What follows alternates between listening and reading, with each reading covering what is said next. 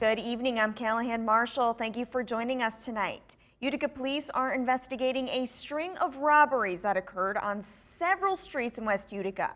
They've been happening over the past 10 days.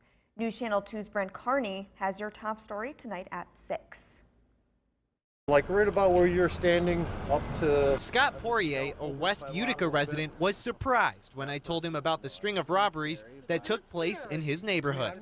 I know things in this part of my neighborhood is usually pretty quiet. I know my neighbors, we look out for each other. And he looks out for them too. He has 2 security cameras set up on his house just in case any thieves stop by.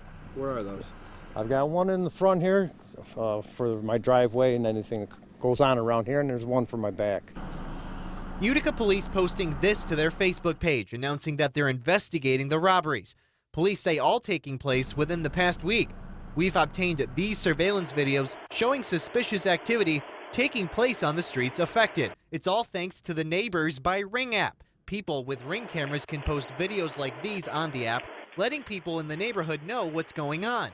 Police say the items stolen range from cell phones to a 12-gauge shotgun. Now, there are some tips that Utica police say could keep you from being a victim of some of these robberies, starting with keeping your doors locked. Also, keep any valuables out of sight, such as your cell phone or some spare change that may make thieves want to break in.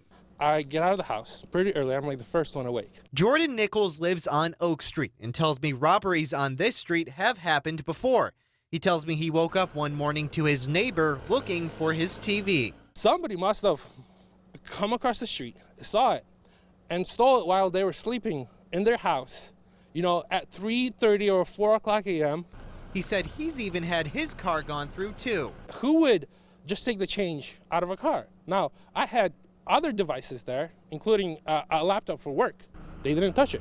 But Jordan says people should be prepared no matter where they live. So you're gonna just have to accept the fact and try to minimize the impact on yourself as much as possible, because it's just a fact of life. You may live in the not nicest neighborhood or the nicest neighborhood. It's still gonna happen eventually, either to you or your neighbors.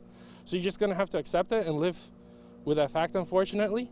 The surveillance video has been turned over to Utica police. In Utica, Brent Carney, News Channel 2.